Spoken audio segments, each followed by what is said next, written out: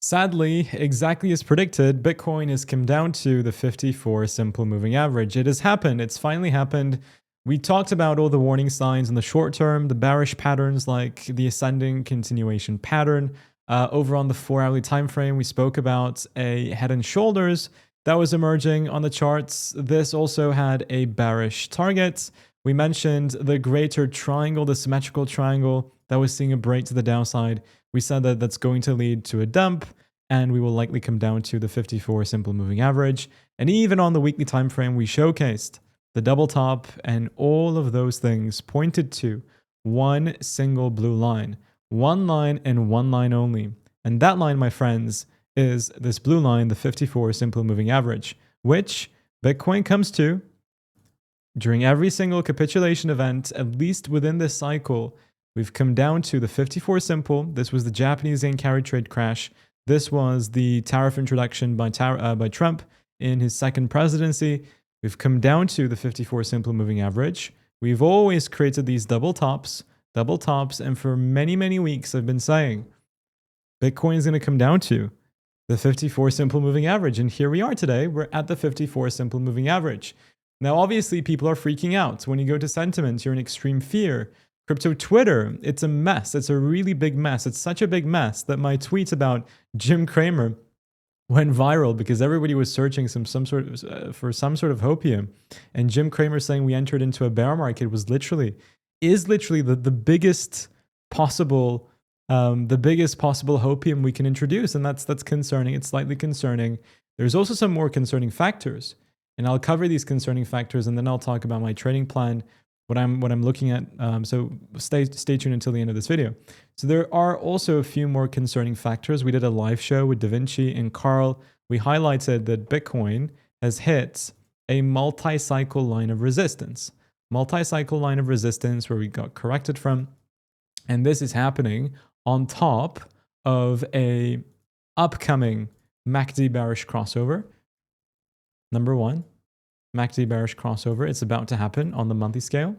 All right. And it always happens at the tops of markets. What's even more concerning is you go to the weekly time frame. There's a huge multi-cycle bearish divergence. That's one.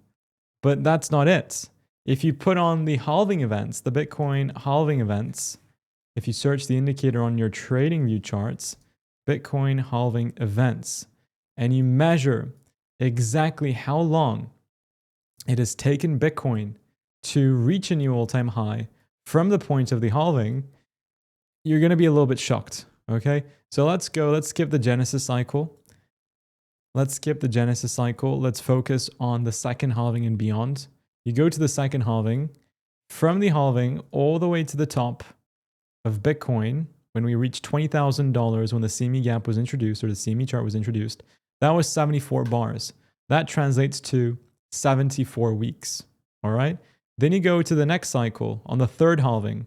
From the point of the halving all the way to the top, that is 78 bars. So very close. 74 weeks, 78 weeks.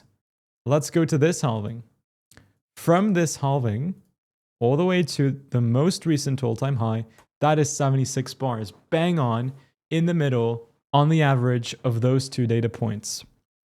And it's concerning. It's a really concerning thing. Like, all of these things are concerning.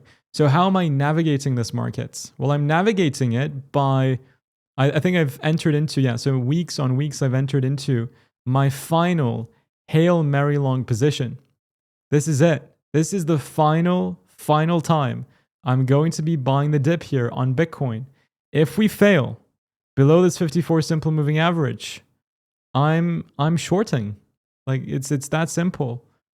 So this is my final Hail Mary buy. I know the patterns that I spoke about in the beginning of the video have much lower price targets than the 54 simple moving average, but I still have the hope that we can hold it. And in 5 days and 7 hours time, we're going to get our answer.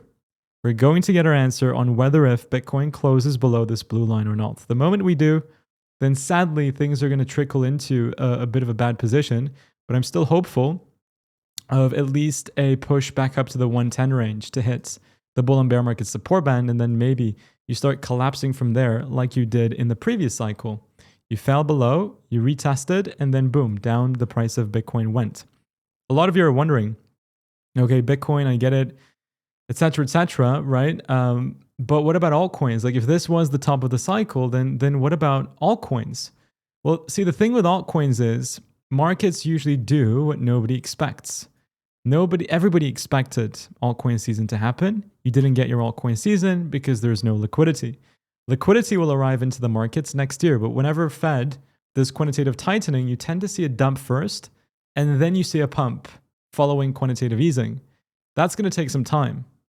So altcoin season, for now, I wouldn't be considering it much, and I would be focusing on Bitcoin and really trying to hope that Bitcoin doesn't fall to the low 70s before seeing a pump back into the 100K, because that would be very depressing. Very, very depressing. So that's my quick update. I'm going to go live on the Moonshow channel for the Daily Crypto Live, an extra emergency live stream in approximately 15 minutes time. So as always, if there's anything crazy that happens, Telegram community, I will be posting there like I've been doing so throughout this afternoon. If you're looking for a place to be trading the volatility, Weeks in Pinex are linked in the description down below. Pinex giving you a very cool deposit bonus. So yeah, guys, thanks so much for watching, and I'll see you all on the next video very soon. Bye-bye.